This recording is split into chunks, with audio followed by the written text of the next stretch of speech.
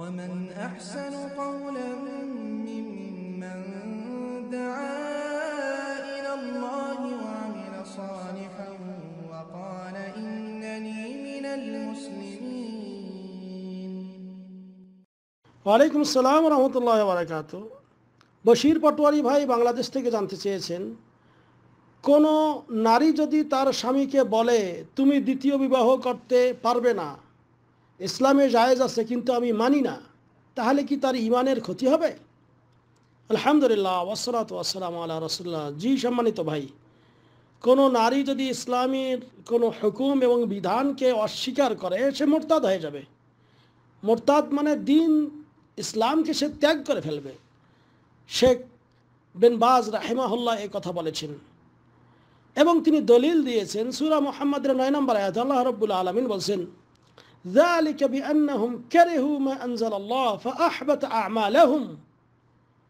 আর এটা এই জন্য যে তারা অপছন্দ করেছে মা আনজালাল্লাহ, আল্লাহ যা নাজিল করেছেন সেটাকে, ফাআহবাতা আ'মালাহুম, এই জন্য আল্লাহ তাদের আমলকে বরবাদ করে দিয়েছেন। আর দিন ইসলামের কোনো বিষয় এটাকে নিয়ে যে কেউ যদি কোনো ঠাট্টা বিদ্রুপ করে, যদি বলে হ্যাঁ তুমি 4টে বিবাহ কেন করলে, 3টে বিবাহ কেন করলে, এটা ঠিক না, এটা কে বলেছে তোমাকে, তাহলে সে ইসলামকে নিয়ে ঠাট্টা বিদ্রুপ করলো। আর আল্লাহ রাব্বুল আলামিন সূরা তওবার 65-66 নম্বর আয়াতে বলছেন, কুল আবিল্লাহি ওয়া আয়াতিহি ওয়া রাসূলিহি কুনতুম তাস্তাহজিউন।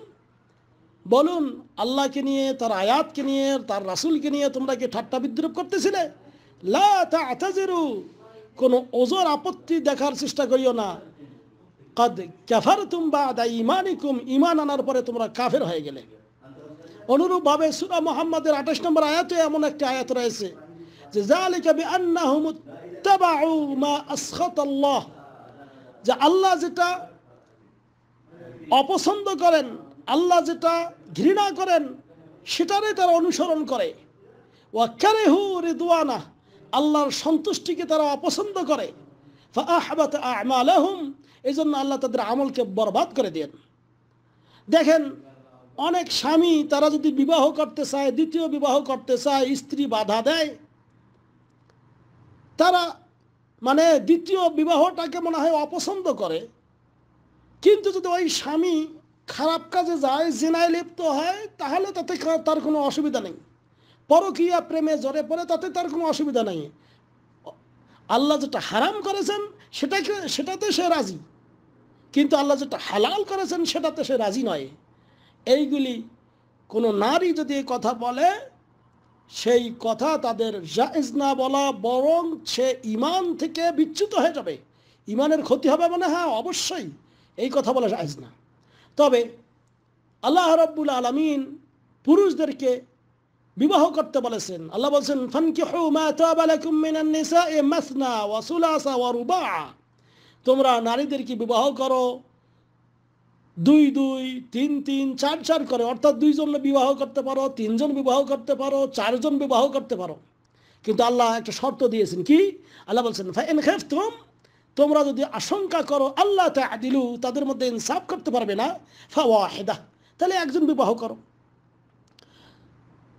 তা সূরা নিসার 3 নম্বর আয়াতে এটা উল্লেখ করা হয়েছে। তা এখানে যে মূল কথা সেটা হলো যে আপনি যদি আদল, ইনসাফ, ন্যায় প্রতিষ্ঠা করতে পারেন, অবশ্যই আপনার জন্য, আপনার যদি শারীরিক ক্ষমতা থাকে, আর্থিক ক্ষমতা থাকে, হ্যাঁ, তাহলে অবশ্যই আপনি 2টা, 3টা, 4টা বিবাহ করতে পারবেন। ইসলামী শরীয়তে এটা বৈধ করা হয়েছে। আর এই বৈধ জিনিসকে কেউ যদি ঘৃণা করে, কেউ যদি প্রত্যাখ্যান করে, কেউ যদি এটাকে অস্বীকার করে, সে ইসলাম থেকে বেরিয়ে যাবে। কাজেই পুরুষদেরও আবার সাবধান হওয়া দরকার। নবী করিম সাল্লাল্লাহু আলাইহি ওয়াসাল্লাম এক হাদিসে বলেছেন, যে ব্যক্তির 2 জন স্ত্রী আছে, সে যদি 2 জনের মধ্যে ইনসাফ প্রতিষ্ঠা না করে, তাহলে কিয়ামতের দিন আসবে, তার এক সাইড সে উঠাতে পারবে না, অর্থাৎ হেলে যাবে। এই জন্য সাবধান থাকতে হবে। আপনার যদি ভাই ক্ষমতা থাকে, আর্থিক, শারীরিক, মানসিক সব, কোনো সমস্যা নেই, আপনি 4টা পর্যন্ত বিবাহ করতে পারবেন। আর কোনো নারী এটাকে অস্বীকার করার সুযোগ নেই, এবং অস্বীকার করলে সে ইসলাম থেকে বেরিয়ে যাবে।